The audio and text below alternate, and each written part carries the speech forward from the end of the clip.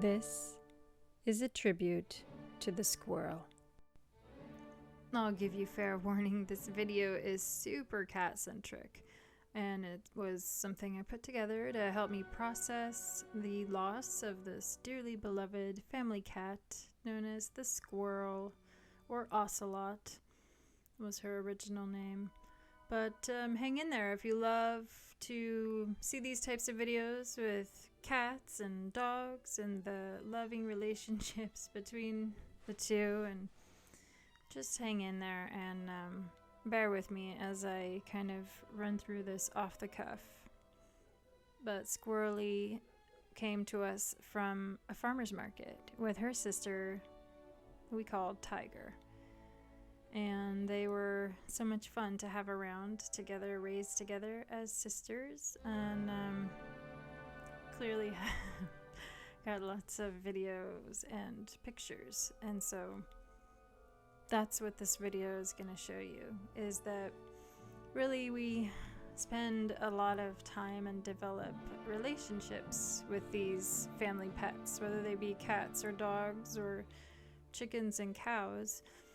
I think we're all very much connected as we learn and grow together. They have so much to share. And really, I think it might be fair to say that animals in some ways kind of can choose their people. Sometimes they can't, that's true. But I've often found that a lot of my animals have come to me in their own particular way. And this is true with a lot of other people I have found also. And so we're very blessed to have these animals come in and out of our lives in their own particular way, and they have their own path. This cat was so much fun. She had such a personality and really just loved our dog. And she was just very expressive of what she liked and did not like, and she had a very strong sense of herself. And hey, maybe that's something that she wanted to share with me. And hey, maybe that's how it works, as they are reflecting things back to us, qualities that we're developing. Just an idea, something to think about. But they're certainly wise in their own way and aware of themselves and their place in the world. The relationship between the squirrel and Maisie was unlike anything I had ever seen. And this particular day, her sister wanted to kind of be curious and see what it was all about, why the squirrel was so into this dog.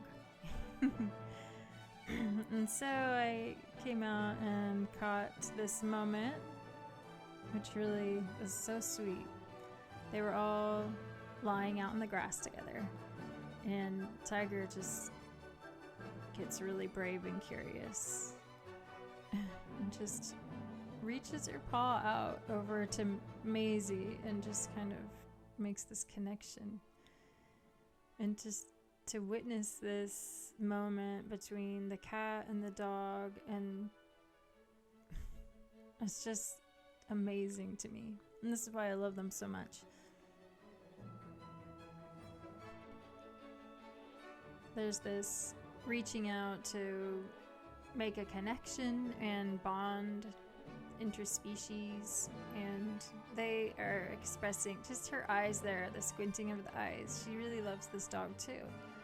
And then they all came together and kind of sat there and had this moment of connectivity, and Maisie just loves it.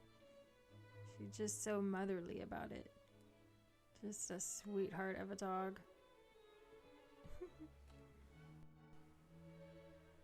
One of the things that I really like to do is just set up a play environment for myself and the cats. I just put all the toys out there and get my paints out and let the cats kind of romp around. And I actually made a video about that, painting with cats, but just a fun little creative project for a cat crazy person. But obviously, look at how much fun they're having just watching me do what I'm doing. But Squirrely in particular, she'd like to tunnel underneath things and play with rubber bands. She was just really like kind of an acrobat, really.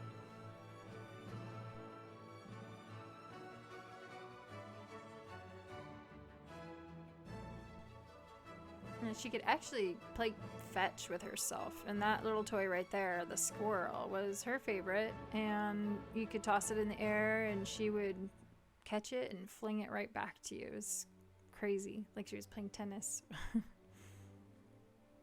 But yeah, the burrowing was one of her other favorite things. You could put a plastic bag on the ground and she would just like run into it, and anything like that. She was just straight into it. And really, she was just under your feet all the time, you know, always there. She was in the laundry. She was hanging outside the bathroom door if you went in there. And, you know, when it was time to go to bed, she definitely was kind of letting you know that it was time.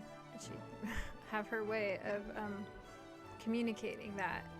And just super tuned in to the routine of our human world.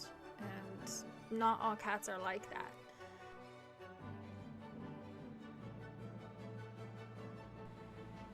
One of the things I trained her how to do was to fetch a rubber band, and she would actually bring it back to me, and it was just really cute. Just one of the cutest things I've ever seen a cat do. So I think she kind of wanted to be a dog, and she admired Maisie and what dogs did. But it's just another way that she was just so much fun and brought so much joy into my world. And I know you all can relate. You have these animals in your lives. They are there to remind us of that joy and relaxing and just the love and feeling the nurturing between the two. Like, they're so in some ways dependent on us, these domesticated animals. But so it's our job to take the best care of them and provide for them. Just so much fun, and enjoy them while they're there. And they come and they go, and they come and they go. I really do believe they come back. Their little souls are developing, just like ours are. Squirrely will be back, that is for sure. She may not be a cat though. I think she might come back as a dog. Well, I really appreciate you watching this and listening to me ramble about my cat that I love so dearly. I know you have your beloved ones as well, and I hope this warms your heart and helps you feel more at peace with the process, as these cycles of life and death, you know, they come and they go, but they're never really gone.